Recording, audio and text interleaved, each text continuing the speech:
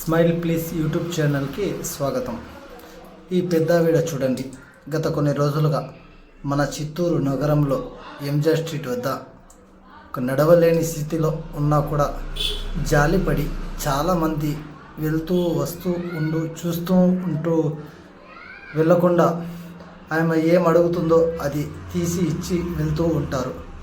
So ఉన్నవారికి తల్లిదండ్రుల్లోకి ఈ రోజుల్లో అనాథ ఆశ్రమంలో ఎత్తుకుని పోయి వదిలేస్తున్నారు. మన అందరికీ తెలిసిన విషయమే.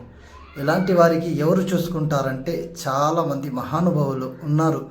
ఇలాంటి వారికి కూడా ఆదుకునేదానికి వారి ఎవరైతే ఈమె అవసరాలు తీరుస్తూ ఉంటారో వారి ఇంట్లో నిండు నూరేళ్ళు ఆరోగ్యంగా వారు పిల్ల పాపలతో సంతోషంగా ఉండాలని నేను మనస్ఫూర్తిగా మన యూట్యూబ్ ఛానల్ ద్వారా ప్రతి ఒక్కరికి తెలియజేసుకుంటున్నాను.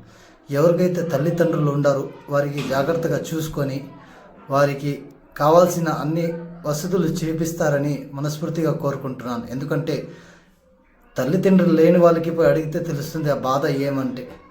మీకు స్పష్టంగా చెప్పాల్సిన అవసరం లేదు. ప్రతి ఒక్కరూ బాగా చూసుకుంటున్నారు. మరీ కూడా చెప్పాల్సిన బాధ్యత కాబట్టి చెప్తున్నాను. నమస్కారం.